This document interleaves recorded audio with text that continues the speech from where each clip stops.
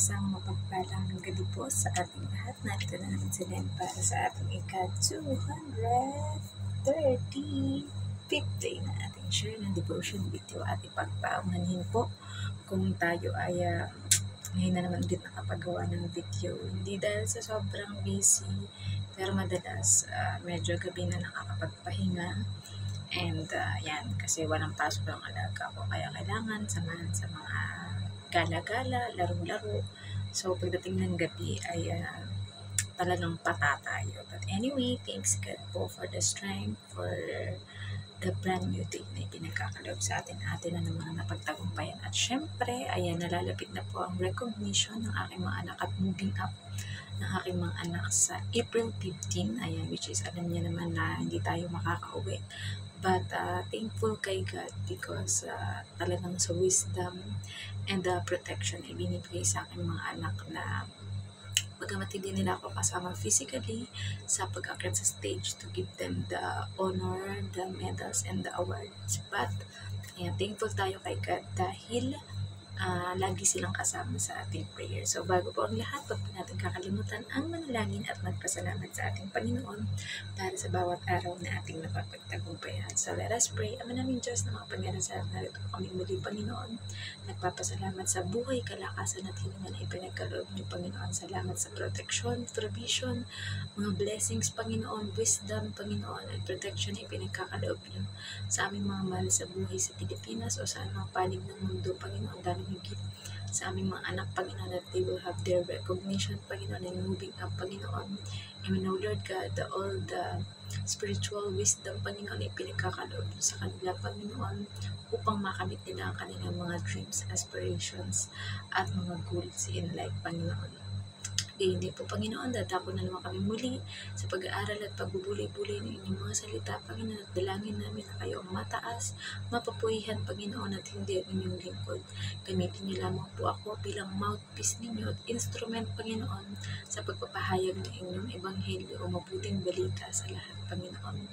At laging kayo ang maitaas, let your light shine upon us, Panginoon, at may we be more like Christ-likeness, Panginoon, upang kung ano ang dinisenyo ninyo, Panginoon, sa pagkalikha sa amin na kawanis ninyo, Panginoon, ay makita ng mga taong makakasalamuhan namin, Panginoon. Ngayon din po, alam namin na kayo ang may kakayahang makapagpabago sa lahat ng mga taong manonood, magbabasa, o makikinig ng mga mensaheng ito, Panginoon, na ipinagkakaloob niyo, Panginoon. At habang buhay po kami, nagpapasalamat sa Panginoong Yesus sa pag-aalay niya ng kanyang buhay para sa katubusan ng kasalanan namin lahat, Panginoon. Kung kaya kami ay marapat lamang na gawin ang Great Commission, Panginoon, to go therefore and make disciple of all nations, Panginoon, at sundin at makilala kayo, Panginoon, at tanggapin ng Panginoong Yesus bilang Diyos at tagapagligtas ng kanilang buhay, Panginoon. Nagpapasalamat din po kami sa banal na Espiritu o Holy Spirit, Panginoon, na siyang gumagabay sa amin at nagkukonvict sa amin, Panginoon, kung ang mga ginagawa o gagawin namin, Panginoon, o maiisip ay hindi sang-ayon sa inyong kalooban. We rebuke all the work of evil, Panginoon, that it will not prosper into our life, Panginoon. Nagkagaya sa inyong pangako sa Jeremiah 29:11, Panginoon, that you know the plans you have for us, plans to prosper us and not to harm us, plans to give us hope and a future. At muli, tinataas po namin ang lahat ng mga gagawin namin ito at tatalakayin. In Jesus' name we pray. Amen. Ayan. So, narito na po tayo sa Lucas 22:42. Ayan. Sabi niya, Ama, kung loloobin mo, ilayo mo sa akin ang kopang ito. Ngunit huwag ang kalooban ko ang masunod, kundi ang kalooban mo. Message. Ito daw ang panalangin ng Panginoong Yesus sa Diyos Ama, na kung loloobin daw ng Ama ay alisin sa Panginoong Yesus ang kopa ng paghihirap.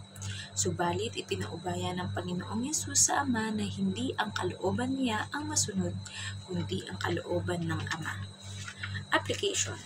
Sa mundo natin ngayon na panay ang kalooban ng may katawan o sarili ang nasusunod, bihira ang sa Diyos umaasa o sumusunod. Pero kapag nagkamali o napahamak sa sariling pasya, nawa may oras pa para magsisi at magbalik loob sa Diyos. Dahil ang Panginoong Yesus na nasa katawang tao dahil hindi pa niya personal at pisikal na nararanasan ang matinding pasakit o pagpapahirap, ay nakikiusap sa Ama na alisin sa kanya ang hirap ng kalooban. Maaring dahil nasa katawang tao siya, ay may takot na baka hindi niya kayanin ang sobrang sakit na mararanasan. Ngunit sa huli, ipinaubaya na lang niya sa Diyos ang lahat dahil ang Ama ang nakakaalam ng lahat, bagamat alam nating napakasakit sa damdamin ng Ama na masaktan at magdusa ang kanyang anak. So, purihin ang pagkabasa ng mabuting balita ng ating Panginoon. Ayan, so dahil we know naman that ang ating Panginoong Jesucristo ay nasa katawang lupa dahil nagkatawang lupa siya, di ba? He know what is the plan of the Lord, kung ano yung mangyayari o kailangan niyang gawin o pagdaanan, di ba?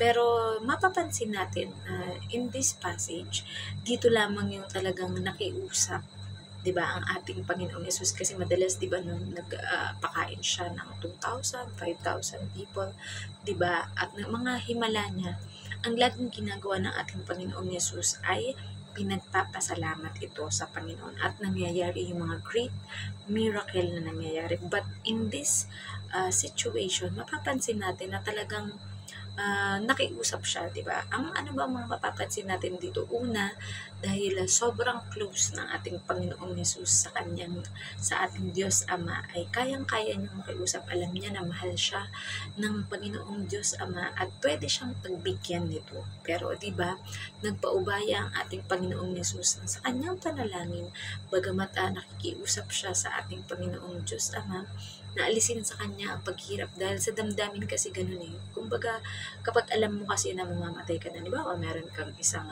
very malalang sakit o karamdaman, di ba? Talagang makikiusap ka, you pray hard to God, na kung hanggat maaari, pagalingin ka, you recover ka, di ba? Mga stage 4 na cancer, or talagang mga worst scenario, di ba? Ng sakit na nagpapahirap sa iyo, di ba? Talagang ipiplead mo kay God na tanggalin yung paghihirap na yun, tanggalin yung sakit na yun, tanggalin yung bagay na maaaring sobrang makapagpahirap sa iyo, at lalong higit ito na it is death, it is kamatayan ng ating Panginoong Yesus, di ba? Pero sa huli, ayan, lagi tayong magpapaubaya lang at ipapagpa sa Diyos na lang natin ang lahat ng bagay na ito, na hindi ang kalooban natin ang masunod, kundi ang kalooban ng Diyos Ama, di ba? And ayan nga, kaya nga binigyan tayo ng ating Panginoon ng free will. Di ba, meron tayong will kung ano sa tingin nating tama, kung gusto natin, yun ang susundin natin. But when we are free to choose, or we use our free will para mamili, 'di ba? Minsan may mga pagkakataon that we fail, we sin, or di kaya ay nalalayo tayo ng landas sa ating Panginoon, di ba? And yun, mostly, nagiging dahilan ng pagkapahama. Kaya nga nawa, if ever na tayo ay magkakaroon ng wrong choices or wrong will na hindi nakaayon sa kalooban ng ating Panginoon, nawa ay mayroon pang pagkakataon para magsisi tayo o magbalik loob, di ba? Dahil mahirap naman na kung halimbawa dun sa wrong choices mo na yun o wrong na na-feeling mo na yun, biglang yun yung naging dahilan para ikaw ay sumakabilang buhay at mapunta na sa hindi natin alam kung saan. Especially kung halimbawa ay wala ka pang tunay na relasyon sa ating Panginoon, di ba? Pero kung may pagkakataon naman, halimbawa ikaw ay na-aksidente or nagkaroon nga ng malubhang sakit dahil din sa, mostly kasi it is a matter of face the consequences of our action, di ba? Alam mo mali pero ginawa mo. So kung ito man ay magkaroon ng hindi magandang resulta, kailangan nating tanggapin o we face the consequences of it. Dahil ano man gawin natin, whether it's good or bad, palagi yung may mga good consequences or bad consequences then or result, di ba? So nawa yun meron tayong pagkakataon para magbago at humingi ng tawad sa ating Panginoon. And syempre kapag nagbalik loob na tayo, just like what happened to Peter, di ba? After niyang itanggi ng 3 times ang ating Panginoong Yesus, siya ay nagbalik loob at naging epektibong apostol or alagad ng ating Panginoon, which is they started the first Christian community noong mga panahon na yun, di ba? At hanggang sa kanilang kamatayan ay nanatili sila na tapat, na naglilingkod at sumusunod sa ipinagagawa sa kanila ng ating Panginoon, di ba? And yun, sabi nga, in this world there will be tribulation, maraming mga pasakit, maraming mga paghihirap, maraming mga digmaan, maraming persecution, especially sa mga believer of Christ, di ba? Na kung saan hindi ka paniniwalaan ng tao, pwede ka nilang laitin, pwede ka nilang dustahin, or pwede nilang sabihin ng any mga foul words to you. But take courage from the Lord, di ba? Dahil ang ating Panginoong Yesus ay napagtagumpayan na yan lahat. Ultimo, ang kamatayan na pinakakinatatakutan ng halos lahat sa atin, dahil alam ko na lahat ng tao, ayan, nais pang ma-enjoy ang buhay na ito dito sa mundo. Pero sabi nga, at any moment we should be ready, because we might never know when will be the time that our life here on earth will be done or finished, diba? Mas maganda na sabi nga, we live life as if every day of our life as if it will be our last, because hindi naman talaga natin malalaman kung ang bawat araw ba na ginigising tayo ng Panginoon will be the last day of our life. Ayan, mabuhay tayo na no regrets, live life to the fullest, serving the Lord, serving other people, loving other people, forgiving other people, and in everything we do it for the Lord, diba? And yun nga, isa rin sa naging illustration natin dito na kayang-kaya ng Panginoong Diyos na iligtas ang ating Panginoong Yesus sa paghihirap na yun. Subalit, hindi pinagkaloob o hindi nayaan ng Diyos na mangyari yun, dahil hindi matutupad yung greatest mission na kailangan gawin ng ating Panginoong Yesus na pagliligtas sa ating lahat, diba? Pero kung sa isang magulang, ayan, gagaya na inyong lingkod, isa na po akong ina, diba? Ayaw natin na mapapahamak, masasaktan, o maaaksidente ang ating mga anak, di ba? So, kung tayo nga na bilang tao, di ba, na tayo ay marupok at makasalanan, kayang-kaya nating gusto nating maprotektahan at hindi masaktan ang ating mahal sa buhay, lalo higit ang ating mga anak. Mas lalo pa kaya ang Diyos Ama, na bugtong na anak at nag-iisa niyang anak ang ating Panginoong Yesus. Pero, hindi niya ito iniligtas on that special moment or on that special mission, dahil gusto ng Panginoong Diyos Ama na makita ng mga tao yung kayang magawa niya bilang isang magulang na nagmamahal sa atin, di ba? Hindi noong moment na minahal natin ang ating Panginoong Diyos o tinanggap bilang Diyos at tagapagligtas, pero bago pa man niya tayo likhain, minahal niya na tayo, di ba? Yan nga yung nakalagay sa word ng ating Panginoon, the heart of the Bible, which can be found in John 3:16, di ba?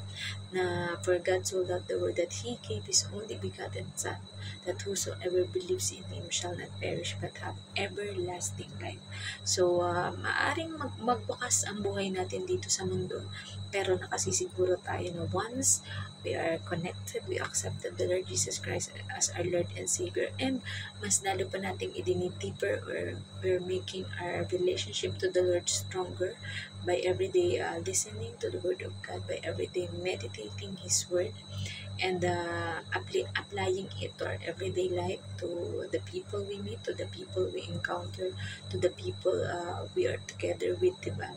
Yan, dyan natin mas makikita na talagang ang ating Panginoong Diyos is yun talaga yung dinisign o dinisenyo sa atin, yung ipakita natin ang pag-ibig natin sa Diyos sa pamamagitan ng pagmamahal at pag-ibig din natin sa ating kapwa. Hindi lamang sa mga kaibig-ibig, ngunit kahit sa mga taong nagkakasala sa atin, dahil wala po sa ating tao na walang kasalanan. Bagamat i-deny ng iba na wala silang kasalanan na gagawa, whether it's small sin or big sin, lahat po tayo ay ipinanganak na makasalanan. Subalit, thanks God, dahil sa dugo ng ating Panginoong Yesus at sa kanyang katawan na inialay para sa atin, we are all free. Ayan. tayo ay malaya. Kagaya sa kanta, malaya, malaya, malaya, malaya. Diba? So, nawa, ipasalamatan natin lagi at huwag kakalimutan na pasalamatan ng ating Panginoong Diyos at ating Panginoong Yesus sa dakilang ginawa niya na pagliligtas sa atin at paglikha sa atin upang tayo ay makapamuhay at na-experience ang buhay dito sa mundo. So, ano pa may natutunan kayo sa ating sharing ng devotion video? And so, let us all close into prayer. Ama namin Diyos na makapangyarihan sa muli. Maraming salamat po Panginoon sa inyo mayamang mga salita na aming napagbulay-bulayan ngayon. Tunay nga Panginoon na alam namin na mahal nyo kami Panginoon. Kaya minarapat Panginoon na mag-alay ng kanyang sariling buhay ang Panginoong Yesus para sa katubusan ng aming kasalanan. Bagamat sobrang naghirap siya Panginoon, ngunit masasabi niya sa kanyang sarili that it's all worth it Panginoon sapagkat nagawa niya ang greatest mission na ipinagagawa niyo sa kanya Panginoon. Ngayon din po Panginoon, dinadalangin namin ang lahat ng mga may financial na mga problema Panginoon sa trabaho, sa negosyo Panginoon at sa lahat ng mga bagay na tungkol sa financial Panginoon ay amin po itong itinataas sa inyo Panginoon. Ang kalooban ninyo ang mangyari at maganap sa mga pangangailangan namin Panginoon sapagkat we know Lord God that you are the Lord who provides Panginoon everything that we need Panginoon. Ngayon din po sa health ng bawat isa Panginoon, whether it's physically, emotionally, spiritually Panginoon, we know Lord God na kayo Panginoon ang aming great healer Panginoon, and by the stripes and wounds of your Son Jesus Christ we are healed indeed Panginoon. At alam po namin na ang lahat ng mga blessings ay pagkakaloob niyo sa bawat isa sa aming Panginoon. Kung ito man ay ang pagkawala na mahal sa buhay namin o mga kakilala namin Panginoon na malapit sa aming Panginoon, give us the comfort Panginoon to accept Panginoon ang pagkawala nila sapagkat alam namin Panginoon na kung sila ay tumanggap sa inyo bilang Panginoon at tagapagligtas Panginoon at ginagawa ang inyong greatest commission dito sa mundo, habang sila ay nabubuhay Panginoon, that they are safe and they will be eternally living Panginoon, and they have eternal life, na kung kami man ang inyong mamarapating kunin na Panginoon ang aming buhay Panginoon ay masaya namin makakasama muli ang mga mahal namin sa buhay na lumisan na sa mundong ito at nagpahinga na sa inyong kaharian. Ngayon din Panginoon, we pray for all the pastors, priests, evangelists, missionaries Panginoon, teachers, mga regular members Panginoon at lahat Panginoon na mga nagnanais Panginoon na maabot ang lahat ng panig ng mundo Panginoon hanggang sa kasulok-sulukan nito upang maipahayag ang inyong good news at gospel Panginoon sa bawat isa Panginoon. We pray Lord God for the provision, for the protection Panginoon at lahat ng mga gagamiting mga sasakyang pandagat, panghimpapawid o panlupa Panginoon. Alam namin pinoprotektahan ninyo Panginoon upang magawa nila Panginoon ang kanilang mission Panginoon sa mundong ito Panginoon. We also pray Lord God para sa lahat ng mga leaders ng bawat mga bansa at bawat mga country Panginoon, that there will be peace, no war Panginoon, there will be understanding, forgiveness Panginoon, and ang mga economic growth Panginoon ay ipagkakaloob ninyo sa bawat mga bansa Panginoon, na lumigit ang Pilipinas naming bayan na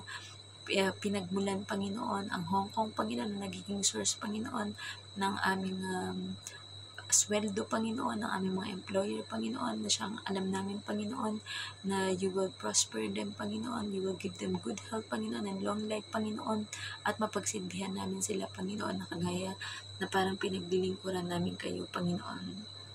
At lahat ng mga tao Panginoon na makakasalamuhan namin Panginoon, pray Lord God that you will give us divine connection Panginoon, you will us divine appointment Panginoon upang ang lahat ng mga tao na makakasalamuhan namin Panginoon ay maging mission namin Panginoon na maibahagi kayo sa kanila Panginoon. We pray also Lord God para po sa nalalapit na halalan o eleksyon sa Pilipinas Panginoon. We pray Lord God na kayo po ang magtatakda ng mga leader Panginoon na uupo sa aming bayan Panginoon, sa aming bansa Panginoon, at nawa dalangin namin Panginoon na sila ay may takot sa inyo, banal na pagkatakot Panginoon, upang ang bawat mga batas Panginoon na ipatutupad nila Panginoon ay para sa paglago at pag-unlad Panginoon muli ng Pilipinas Panginoon. Alam po namin na mahal ninyo ang bawat tao sa lahat ng panig ng mundo, iba't ibang kulay, iba't ibang kultura Panginoon. At alam namin, Panginoon, na mula sa pinakamataas hanggang sa mga pinakamababang nanunungkulan at mga mamamayan, Panginoon, ay liliwanagin ninyo ang bawat isipan, Panginoon, at huwag nang mag-away-away, Panginoon. Bagkus, Panginoon, ay idulog sa panalangin at prayer and fasting, Panginoon, ang lahat ng mga naisin nila na mangyari at maganap sa aming bansa, Panginoon. Linisin niyo po ang puso at isipan ng bawat isa, Panginoon, upang hindi kaguluhan ang naisin nila na gawin, Panginoon. Bagkus, Panginoon, ay kapayapaan, pag-ibig, pagmamahalan, Panginoon, at makita po nawa sa amin ng mga fruit of the Spirit na kagaya na nakasulat sa inyong mga salita, Panginoon. Itinataas po namin ang lahat ng aming mga plano, ang lahat ng aming mga naisin, Panginoon, at nawa ang will niyo po, Panginoon, ang mangyari at maganap sa aming buhay. Muli, ibinabalik po namin ang lahat ng papuri at pasasalamat sa tanging pangalan ng bugtong na anak na si Jesus. Amen. Good night pa sa ating lahat and God bless. Bye-bye.